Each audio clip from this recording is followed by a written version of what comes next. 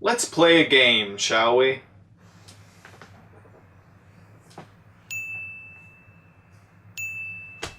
A video game in the early 90s based on a movie for the NES.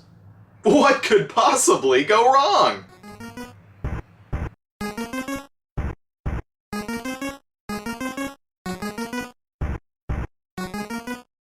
I've had this video game since I was a kid.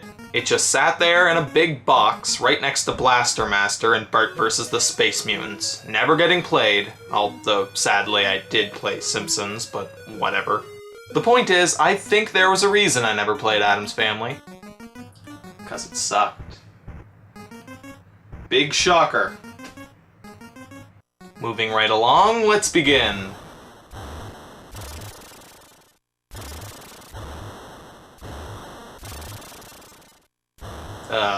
I'll try pressing start. Okay, there we go. Hint. Stand on the gravestone and press B on the control pad to enter. That's not a hint. Those are instructions. You're telling me what the controls are for entering doors. Okay, so the game starts with an owl trying to crap on you. I've gotta hand it to them. The people making this game seemed to be aware that it was filled with shit. So I start playing, and one of the first flaws that I notice is that there's no recovery time. You know, like when a character in a game gets hit and they start flashing so that they have a chance to get away from whatever hurt them. Nope, not in this game. In this game, all your life can be drained in a matter of seconds. If you start to get hurt, then you'd better get the hell out of there and away from whatever's hurting you. There's also barely any health power-ups in the entire game. I could count how many pieces of cheese there are on one hand. Of course, health doesn't matter when they put in an instant death pit. This room has 4 doors, not counting the one I came in through. 3 completely identical rooms, just different colors, pretty lazy.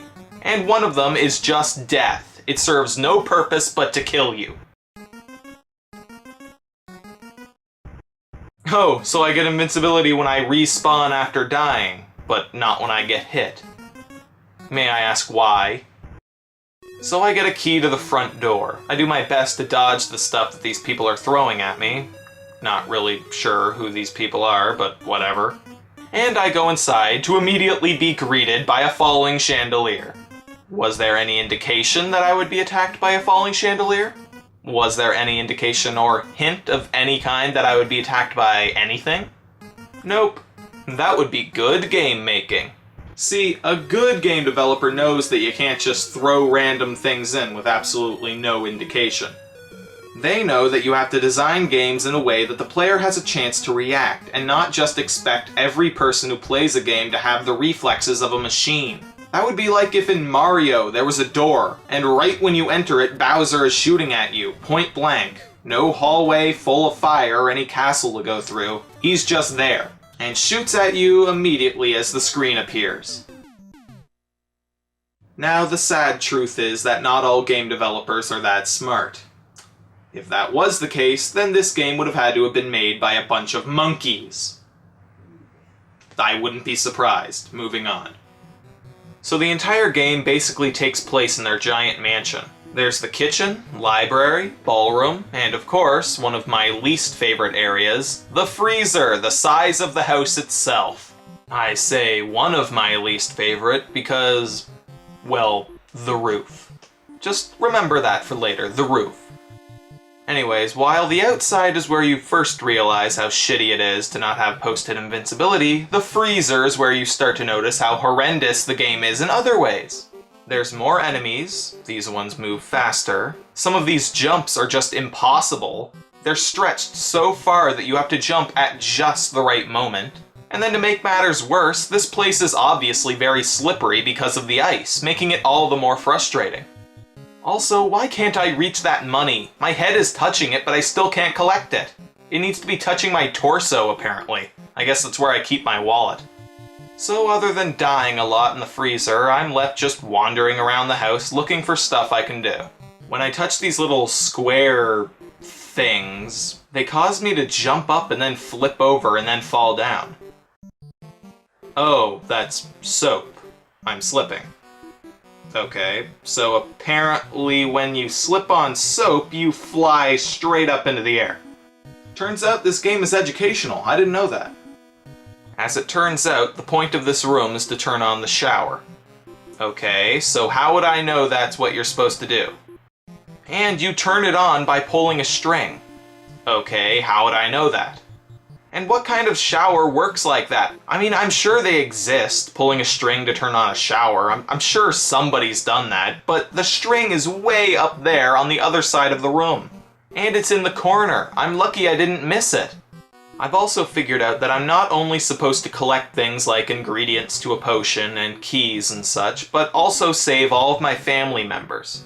One of them was in the freezer, one of them was in the furnace. I just found Pugsley in the side of the house. By the way, am I the only one who thinks that he looks like Bobby Hill? The only one who apparently doesn't need to be saved is Lurch, who just waits in the library for me to come and ask him to play music for me. Why are you hiding in that wall? Help me save everyone, you freeloading Frankenstein! Pugsley says that he's stuck and that he needs a shrinking potion to get out. So wait. He's stuck so tightly in that chute that he needs a shrinking potion to get out. Yet I was able to go down it and fit through it past him? Seriously, I jumped through and I didn't get stuck. How does that make any sense? Well, I guess on a video game console where a plumber can grow from eating mushrooms or aliens can build a machine to run on purple objects, I guess I can believe this. So there's this bucket here. I try to get it, but I just keep dying. Look at all these enemies. This is an undodgeable pattern here, and with no post-hit invincibility.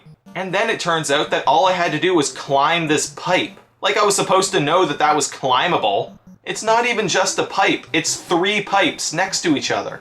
If it was just 1 pipe, then yeah, maybe I could guess that I'm supposed to climb on it, but it's 3. Plus, look at how he's climbing it. I'm not an expert on climbing, but that's some weird animation right there. It looks like he's climbing the wall behind the pipes. So I find a wooden key that opens a door in the tree. And this tree must be rotting or something because it's falling apart. Platforms will just fall immediately when you jump on them, giving very little time for you to react. And there's no indication. They're all identical platforms. As hard as some parts in this game are, though, this boss here is extremely easy. To be fair, he does show up very early on in the game. But still, all he does is run back and forth like he's looking for his glasses or something. I feel like I'm picking on a blind person. I just killed a blind skeleton. Do I feel proud? No, I don't.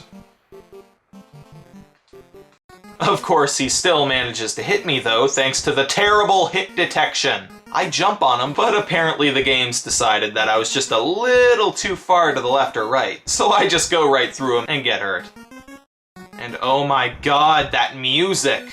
There are a few spots in the game where the music changes, but not many. For the majority of this game, it's just that putrid music looping over and over again. Look, I like the theme song for the Addams Family as much as the next guy, but when you're forced to listen to an 8-bit version of it again and again and again while playing this shit, you just want to grab the guy who made the music in the first place and strangle him to death. And hey, get this, after all the stuff I've been talking about so far, no invincibility, not many health power-ups, impossible jumps, killer chandeliers, when you reach the end of the freezer, or the furnace as well, that becomes your new respawn point. So if you die, you'll respawn there, meaning that you have to go all the way back through that room. It's not like you'd want to waste a precious life just because you're lazy, but you've probably already died a few times getting there, and God knows with the tough jumps and slippery floors, you're going to die again anyways. But no, the spawn is now over here, so you gotta do it the hard way. Alright, the only way I'm gonna be able to get through this game is if I use a code for infinite lives.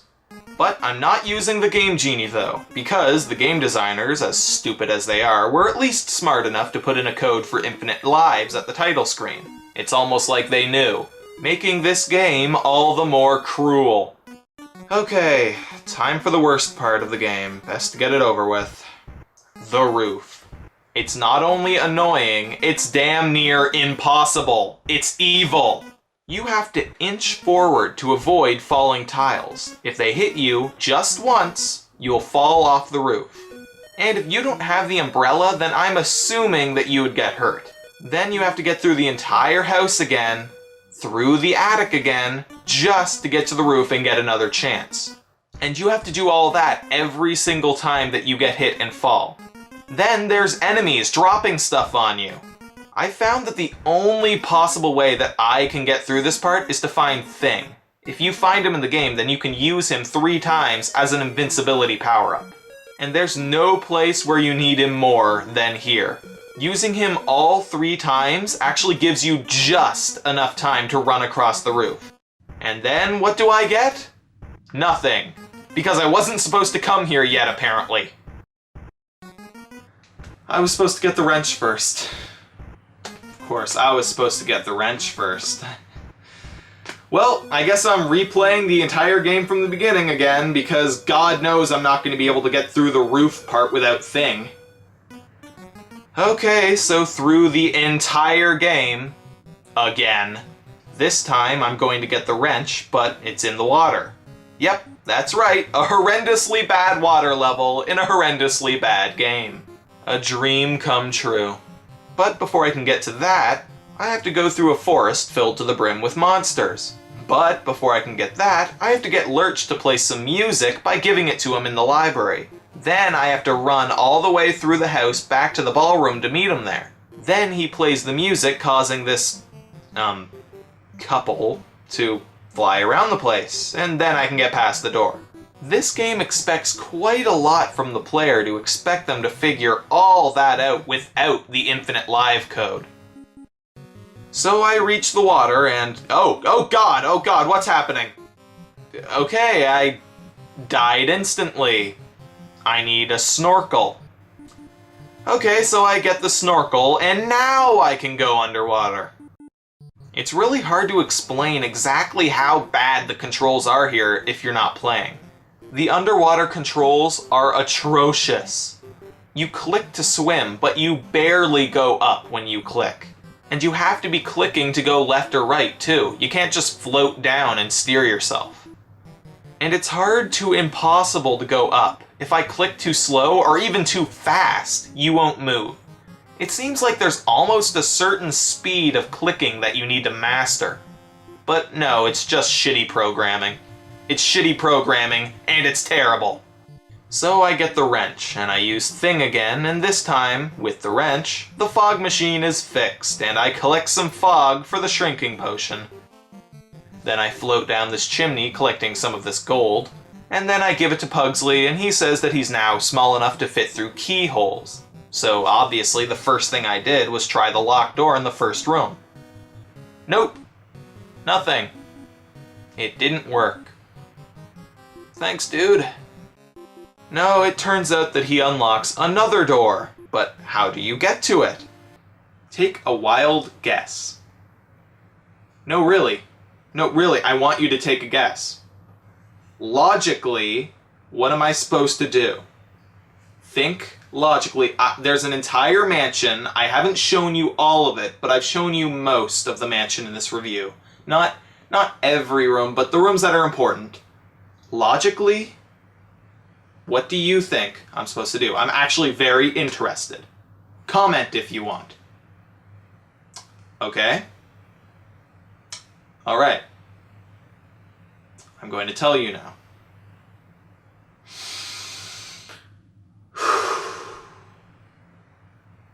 You have to get the music on the far left in the library. But when Lurch leaves to go play it, don't go to where he's going, the ballroom, like last time. This time, wait here. After you wait here for about 15 seconds, it'll start playing. And a secret door will unlock. Why? That's stupid! How was I supposed to know? Even if the door was somewhere else, like here. This at least looks like something that might be considered a secret door. I don't know, but if you just put it there, at least I'd have a chance. I would have a chance to figure it out. Rather than somebody just getting lazy and standing there for 15 seconds, and then getting lucky and finding the door. Oh, but I'm not done yet. No. Then you have this freaking room. A room with a bunch of chains. One of them is the right way to go, and the other ones are either sending you to random places or death. Guess the right one, and we're still not done. Then you have to take a boat ride down a river or something, and then finally you're at the door. So did anybody get that? Like, I don't expect you to get it right on the dot, but did anybody get close? Did anybody get even a part of what I just said correct? Because if so, you're a liar. Well, we're near the end, so... Oh. Oh god, that's terrific. I need money to get to the final boss. Of course! I mean, it's so obvious that I would need all that money. It's not like they would just put the money lying around just for points. That's just stupid. What kind of game would possibly ever just put money or gold or coins or anything? What kind of game would just put those things lying around for no reason, huh? That's just stupid. Alright, well, sarcasm rant over. How was I supposed to know? They could have at least told me at one point that the money was important. If I knew that the money was important, then I would have been paying more attention to it through the whole game. This game is a perfect example of a game that you can't beat on the first try. You have to play it over and over and over. It would be insane to beat this game without first knowing, 1, where all the traps are. Like the chandelier in the first room. I'd have to know to immediately turn left. Not right, left. If you dodge the chandelier to the right, then it bounces and it'll still hit you. Another example would be these damn spikes. If you didn't already know ahead of time that every other spike is going to fall, and that you had to inch forward to avoid them, then you'll just walk through and get hurt. 2, solving different puzzles and getting through certain rooms. Like I've just explained, that's not as easy as it sounds. 3, mastering the shitty controls and level design. Several jumps, especially in the ice part, take me several tries to get, and that's with infinite lives. And 4, knowing where all the treasure is hidden. Because yes, you need all the treasure to win. Maybe not every single piece, but most if not all. Now imagine all of that I just listed, but without infinite lives. That screaming is well warranted. So I go around, collect all the money, I find all of the secret rooms, don't even get me started on those, and I finally have enough money to beat the game. Or at least that's what I would say if I had enough money! Even after finding all of the secret rooms in the game, I still don't have enough money. The only other place in the game that I can think that would have any money is the chimney, because I didn't collect every piece. But I've already used up all of my things, so now I have to get across the roof by myself? There's no way! The average human brain is not built to have good enough reflexes for this. It's impossible! Plus there's these goddamn birds, so I can't even take my time. Ugh. Ugh. That's it, I give up. I give the hell up. This roof is way too difficult, and I'm tired. Game Genie, please save me. I don't even consider this cheating. It's in no way cheating. There's no way. I've done everything that there is to do in the game. I've solved every puzzle, I've been into every single room, except for the last one, and just because I'm a little short on money, I'm not allowed to win. I'm just gonna use the Game Genie to get through that door and finish this game once and for all. And here it is, final boss time. It's an evil Uncle Fester, I guess. You don't get any different final boss music. It's just the same music that we've been forced to listen to this entire time. Then you have to kill this guy who has your wife. I can't seem to jump on him unless I lure him as far down the ladder as I can. I even have to duck under the table. Yeah, I have to get him that far down. And then I have to quickly jump onto the table and then jump onto him. But even then, I still get hit.